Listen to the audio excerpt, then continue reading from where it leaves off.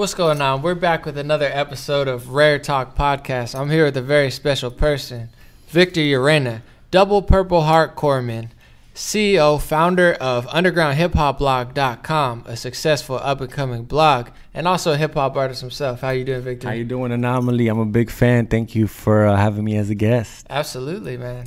Why don't you talk about your career in hip-hop a little bit, and also just founding UndergroundHipHopBlog.com, which has come out as one of the leading blogs and hip-hop communities, especially in underground hip-hop, which is really dying. You know, you got a lot of monotonous rappers and whatnot, and the underground golden age doesn't get that much light lyrics and whatnot. You guys really came forward this year as one of the hottest up and coming. I've been seeing the wall everywhere. Here we are. Yeah, man, you're right here. You're utilizing the spot. Thank you for even using my spot. I know your show is very important. You got a big platform yourself. But yeah, my hip hop background is I started making music at the age of 20 when my man Pro found. You know, you could look up my music as non-combatants. You know, background on that is spelled just like that. Just yeah, so you get the non-combatants. Pretty much, I was a non-combatant in the military. I was a combat medic, like you said. I got out the Navy back in 2007. You know, recorded here and there my last couple of years in the Navy, and when I got out, got heavily involved with my music with one of my best friends, Pro Found, that I grew up with. He started making beats. He motivated me to write. He pretty much pushed me to say, hey, you got a lot of stuff to talk about. You know, why don't you talk about the stuff you went through and, you know, try incorporate it with hip hop. Somehow we did it. We did our own distribution, you know, pressed our own albums, did everything independently. And that sparked my, you know, independent ingenuity pretty much to, you know, make this happen without depending on nobody. Just like similar to the blog, how it came up, never dependent on nobody. Yeah, we made a few albums. Non-combatants, it's a phrase from the military. As a combat medic, you're considered a non-combatant. So, you know, Marines, soldiers, they're combatants. But medics and corpsmen, we're considered, you know, pretty much caregivers. You know, we're there, first responders. We're there to help and protect. So that side of my life kind of influenced me to keep it positive. Not really so combat related, but more of an outsider perspective of what I went through in both of my albums. And yeah, and then in 2010, I was looking up hip hop blogs, you know, to submit my music, and I started getting publicity and stuff. And but I wasn't satisfied in the publicity I was getting. You know, a lot of people wanted to charge and stuff like that, and you know, that's part of, you know, getting press. You got to sometimes pay a hefty fee to get some press. Yeah, you kind of had like I might just make my own. Yeah, exactly. So yeah, I just made my own. I just made my own website. You know, this is the first time pretty much I'm saying this on camera. I was just Googling the word underground hip hop blogs, and I was submitting to all these underground hip hop blogs. And one day I just woke up one day and I'm just like, hey, I'm Googling those 4 words, those keywords. I knew nothing about internet, nothing about websites, but I saw some GoDaddy commercial and how they were saying, buy a domain, you know, if you have an idea, just buy it. Yeah. And in 2010, I woke up like the Undertaker in the middle of the night. And I said, hey, I Googled those 4 words and there's no website that has those 4 words. There is Underground Hip Hop, which is like a website where you buy music. You know, I used to buy music from there all the time when I came up. They actually sold my music there, you know, but there was never a blog, you know. So I purposely bought the blog to promote my music at first, and to promote, of course, my circle of friends. And next thing you know, like what happened to you, you know, you just make something. Next thing you know, the focus is off of you and off the movement you're building, you know? Absolutely. You guys have been crushing it. I know Trippie Redd came on, did, you know, a couple 100,000, if not more. It's surging on YouTube, on Instagram. I'm guessing you guys reach millions. One of the most engaged audiences on Instagram, you know, hundreds of comments, if not thousands sometimes, top artists. And I noticed on Instagram there's a huge need and want for bars. Like, no matter how hot the trap music gets, people still want to hear bars always. And a good set of bars can always go viral. And there's like one account maybe that does that, And then you guys, I think, are really filling that space for the hip hop heads Yeah, and the thank lyric you. lovers. Yeah, we got into the Instagram game late in our venture, you know? Yeah. Yeah, I just started posting content on there. You know, I got a team. You know, obviously I don't do this by myself. I got a team. Yeah. And, but my teams help me out with the social media grind. Sometimes I feel like I'm too old to even, mess with Instagram and stuff like that. But, somehow this stuff keeps me young. So that's why I stay motivated. This blog keeps me young. And I find people. If it wasn't for the blog, I wouldn't have met you. Definitely, absolutely. And if it wasn't for your outlet that you built, you probably wouldn't have met a lot of people that now you're networking with. So I don't consider me making a company or even a website. I just feel like, I bought a domain that created a movement by itself, and I didn't do nothing special.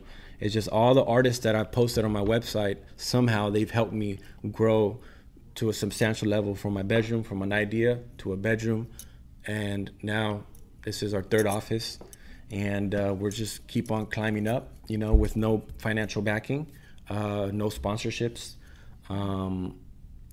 everything independent. And I think that's the whole focus of everything, and that's why this is so valuable to me, because everything's at an independent level. Absolutely. That's the magic of really having the idea and then executing the idea. And sometimes that's the biggest step that people miss out on, is just like having the idea and never acting on it.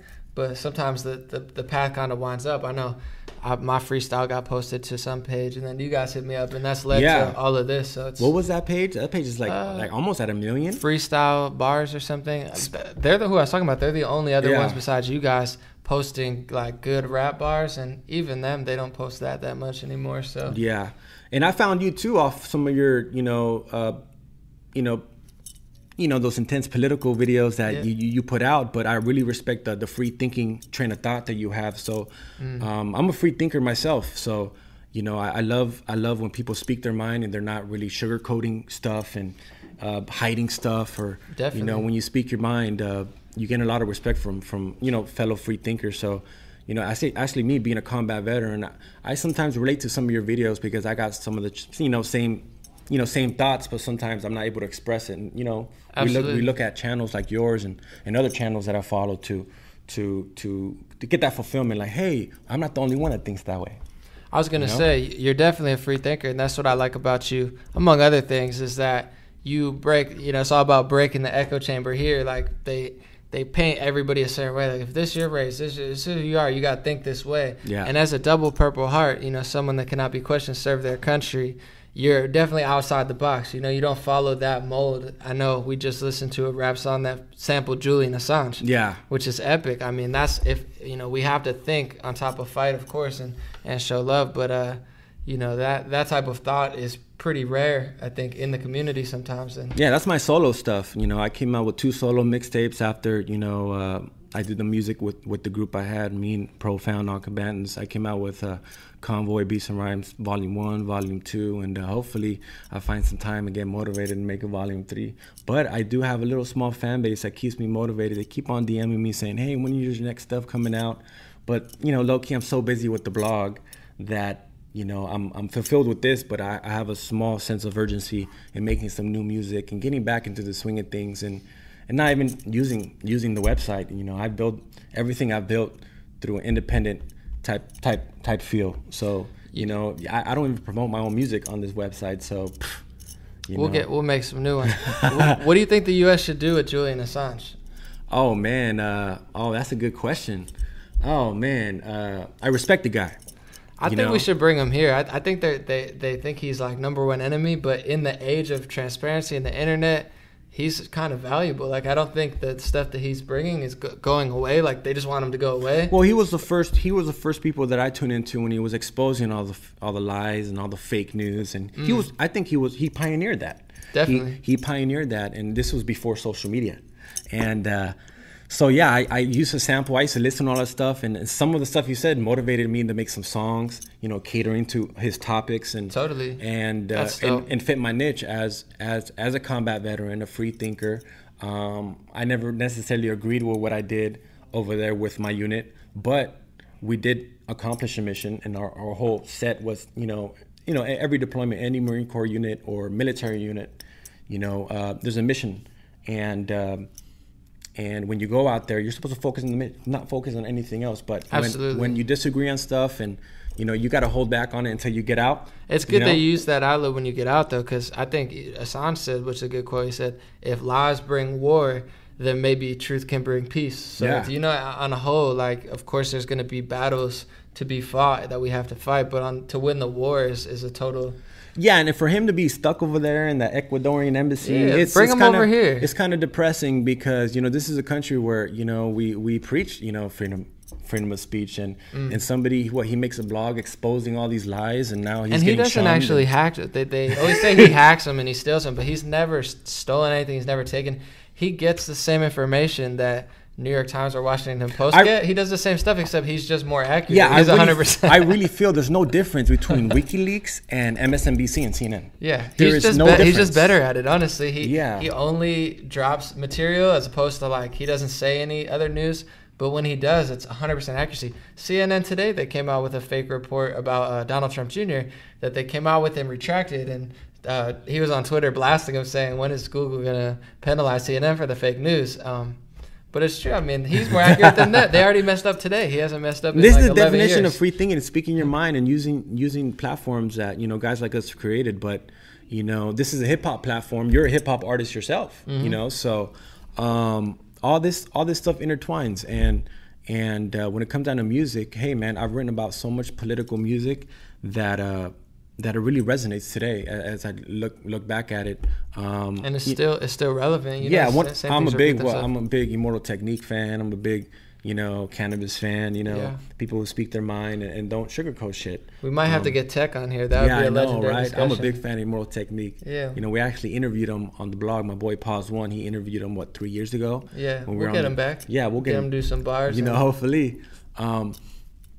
But yeah, you know, it all started off from an idea with my motivation, and to be real, man, it started, you know, my blog started off from an idea, and you know, I'm a typical veteran who got out, didn't know what to do. I finished college, I got a business degree, I just didn't want to use it. I just didn't feel like working for nobody.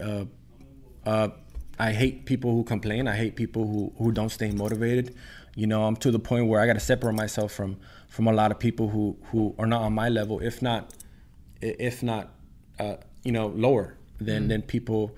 I surround myself with entrepreneurs, and I do this because I want to show fellow vets too that, hey, if you have an idea, you want to run with it, make it happen. If you can't make it happen, look at me. Look at my buddies who are running their own businesses. Absolutely. We're not using our mental experiences and abusing them. We're taking advantage of them. Absolutely. You know, just like I preached in the Navy. At one point, I was a popular figure in the Navy. I was the youngest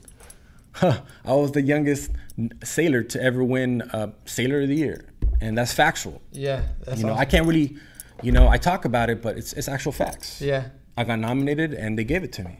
Why did they give it to me? Because I served in a particular unit who went through some shit. You know, we lost a lot of Marines, and for me to come back and be some public figure for the Navy and be all happy, I had a lot of inside thoughts. I had a lot of inside rage. I had a lot of inside depression. But I'm very good in faking it. You know, faking it to make it. But once I got out, I just used all my experiences and just leaned to positivity and motivation. And you know, here I am today on one of my first podcasts. And you know, it's an honor to be here with a mogul like you, who I very relate to. I very relate to, and your perception on what's going on in the government. A lot of my fellow veterans that I know who you are, and it's awesome. And I don't know how you did it, but same question. How you're asking me how I did it? We just, you know, when you want to step up to the plate, you got to just put your full force in it, especially if it's a passion. And don't ever do nothing that you're not passionate about. If you're not passionate about, then just quit and do something else. You got to find something that you're passionate about and use your experiences to, you know, to motivate others. That's pretty much what it is. Absolutely. I want to, on that note, I know you say you do work with veterans, and I know specifically you work with Bastard's Canteen. Yeah, I took you to Bastard's Canteen. How you like it? Good food, good beer, man. Bless man. I got the selfie too. So yeah, I got social small media, story about that. Yeah, small story about that. Instagram. I'm a magnificent bastard. So I served in 2-4 5th Marines in Ramadi in 2004. So a good group of guys. So you know, that's part of my history, my military career. I got out, and next thing you know, I'm from a city called Downey, California. Lo and behold. Downey, stand up. Yeah, I grew up in Downey. I went to elementary school, middle school, high school.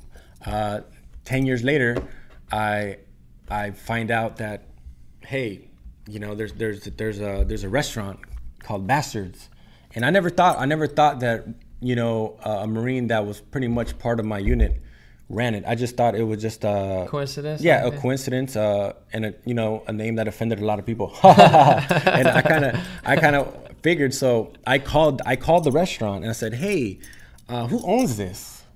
You know. And then it was a Marine who passed it on to, you know, one of my friends, Nick. Now he's one of my friends. I didn't know him at the time.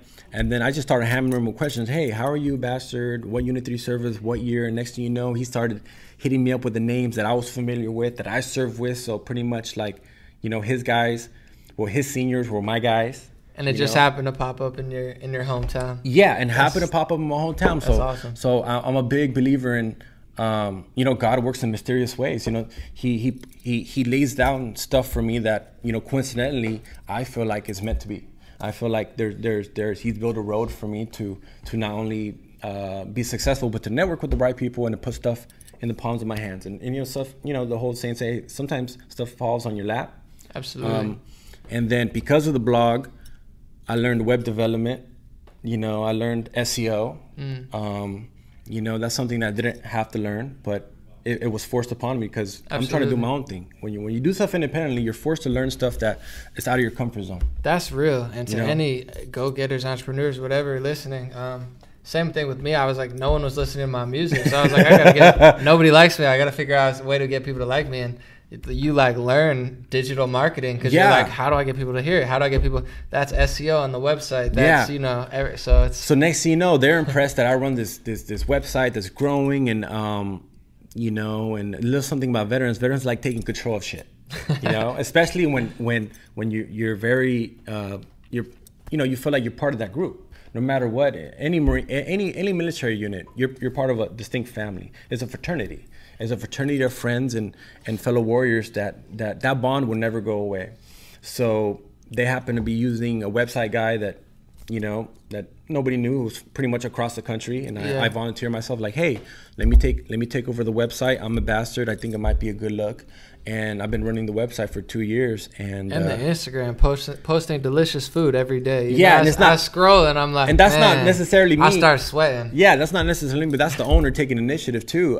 You know, and that's why I feel comfortable working with them, because I see other guys in there doing similar stuff. You know, on that social media grind. Yeah.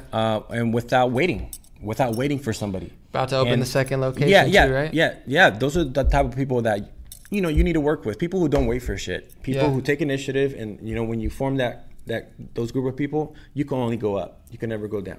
Do you do other work with veterans? So I remember you telling me about some other organization you work with.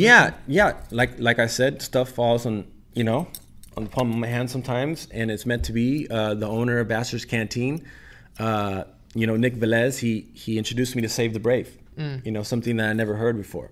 And then I really like the work they're doing with, you know, nonprofit. They do a lot of stuff for veterans. They've taken us out to fishing trips. They raise money. They you know, they get clothes for the homeless vets. I think in a couple of days we're doing a toy drive in the month of December. And this is, you know, all military ran. You know, all military ran, and knowing that they're part of the community, and you know, I wanted to get involved. You know, I love positivity. I love motivation. Next thing you know, I'm running that website.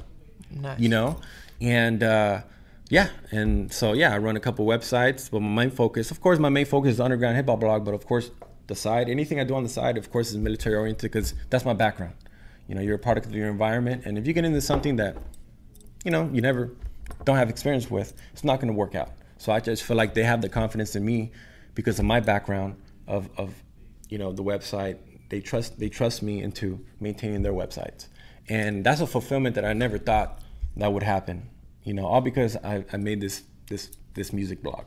You know, when you do things, you learn new things. So like you said, following your passion. I've had a lot of people tell me, why are you rapping, this and that, it's not gonna work out. But it's led me even to this. Sometimes people get mad because of the political analysis. I post my rap, and it's mostly love, but I got like 70, 80 people following. So sometimes they're like, don't rap. And I was like, that's what got me here. Tell me about it, man. Especially when you label yourself a rapper, man, then they forget the fact that all your military stuff, your educational background, the second you say you're a rapper, most people don't take you serious. Yeah. You know?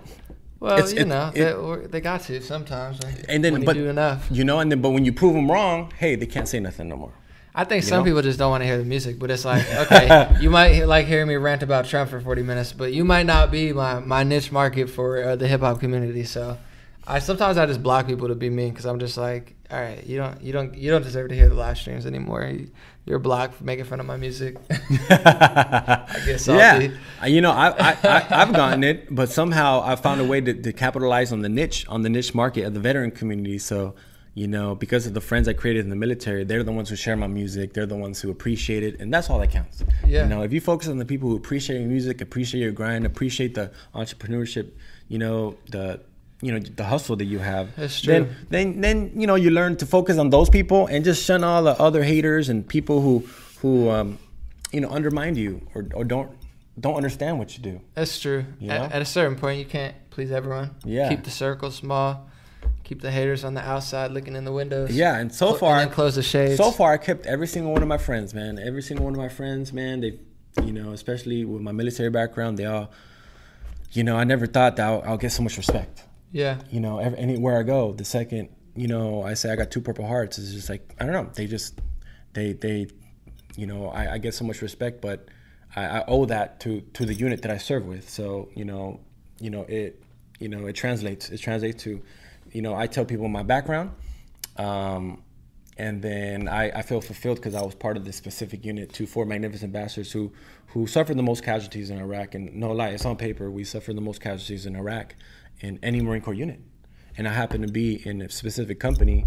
And then if you analyze it, the tree even more, I was from a specific company, from a specific platoon, from a specific squad that went through some, went through some tragedy at some point. And I still keep in touch with everybody, and people keep in touch with me with the blog, and I don't really put myself out there, but hey, you know, I'm a music promoter now.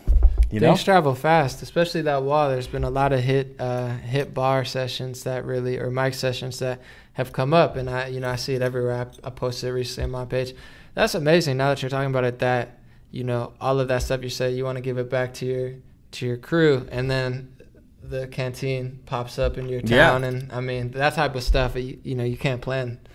It's amazing. Yeah. So, you know, I've been able to move forward, and we just moved into a new office in downtown LA, you know, and we're doing these mic sessions. We're gonna come out with a new podcast. So and anybody tuning in, Underground Hip Hop Blog, we do plan to do a podcast. We're gonna hit it hard in 2018. We're gonna hit it hard, and that's, you know, just me figuring out business plans and you know, not trying to stay relevant, but we will stay relevant. Yeah, making moves. Because I've learned, you know, through so much mistakes, and that's one thing.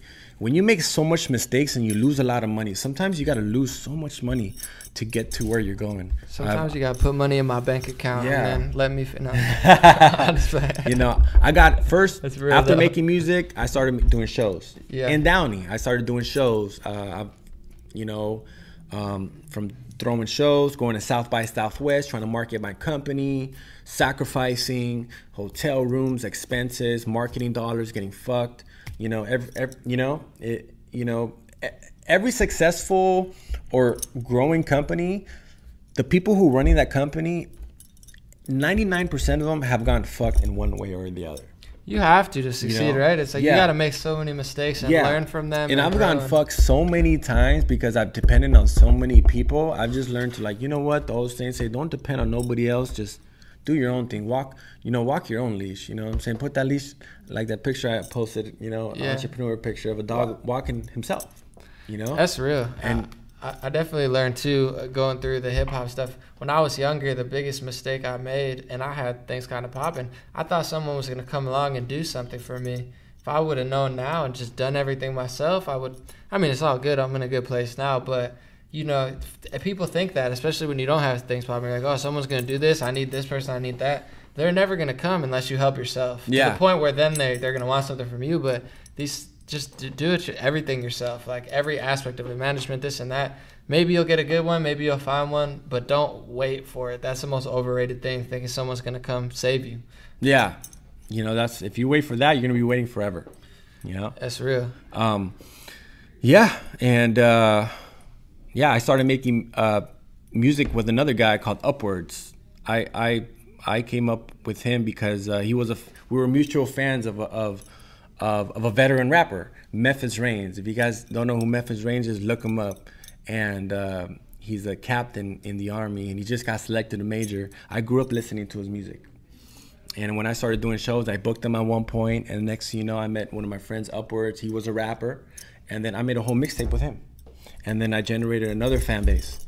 I didn't really know he was an older brother of some big social media star, And so, yeah, I've dabbled in everything pretty much. I'm a guy with multiple hats, but I plan to put on more hats because you can't stop. We're going hard in 2018. Yeah, and once in 2000, there's some guys I hang around too because we both kind of make plays. So sometimes I'll pop open the laptop, just work out here, good vibes, and bounce ideas. And a guy like you, you could utilize my office, man. You're here using my office, and I like. That's why I put it here. I said, if we're gonna do the blog, I said I gotta put it on blast. Why not? Why take the white wall? Just show love, spread love. So yeah, it's here. I look forward to your podcast. I've seen a few of them so far, and you're making the moves. You're doing it. You're buying your own equipment, capitalizing on the movement you created yourself. And I feel like that's what I'm doing. So we could relate a lot. But man, you got something going too, man. I'll give you props, man. I give at the almost respect, man, because when you talk about stuff, you actually you generate commotion. You talk for a lot of people, and even if I disagree or agree, it's stuff that needs to be talked about. That's real. That's especially, how you get to the bottom. And I love the fact that you expose fake news, man. Man, that's something that a lot of people don't like expressing. But to me, that's my number one, because a lot of even certain opinions and stuff I have, to me, it's like a chess game. And at the end of the day, I'm grateful. I'm trying to show love and not be too mean. But the fake news really, they dictate where our military goes in a lot of places because they control what we understand. And, people like Julian Assange, they kind of help clear that picture up a little. When it comes to everything, they have such a domination on what we think and feel and do that they have to kind of shift. So that's really my main goal. I'm like, if we can get them to be more honest, I think it'll really heal people very, very quickly. And talking on fake news, pretty much dictating on many times dictating what missions in foreign countries in the military do. Absolutely. I'm not afraid to talk about it. My first deployment, I feel like I was part of a mission. We were helping people. We were, my Marines were, I don't want to say it bluntly, but killing bad guys. Yeah. There was a lot more good people in the Middle East than bad people, and we were on the hunt for these bad people, trying to kill their fellow people and kill us. And I feel like we helped the city of Ramadi in 2-4. We made it a little bit more peaceful. Yeah. At some point, and then I went from 2004, and then in 2007 I went back to Iraq my second time, and that's when I got into the whole thought process of like, what am I really doing here? I'm a little bit more senior. These are a new group of guys. I'm kind of sketchy with them. I'm going out with missions with them. We're not really seeing much action, but, sad to say, I think, nobody in the military should take offense. But my second deployment, we weren't doing nothing. Yeah. I was under the assumption that we were going to be, providing school supplies, concrete for roads, helping the people out there, like my first deployment. But on my second deployment, people were risking their lives just to deliver rippets from base and deliver magazines from base to base. And rippets, if you guys don't know, rippets is energy drinks. Okay. That's what the big thing was in 2007. Get these, soldiers or Marines wired so they don't they don't fall asleep. And ever since my second deployment, that's when I started thinking more and asking questions more, and looking forward, jot this down in my raps and in my lyrics, and felt like I wasted my time, even though I still got wounded over there out of nowhere. An IED hit my convoy out of nowhere, in the middle of nowhere. Literally, I was on a convoy, escorting a group of civilians from one base to another, and usually there's about 100 civilian trucks, but there's only about 10 military trucks.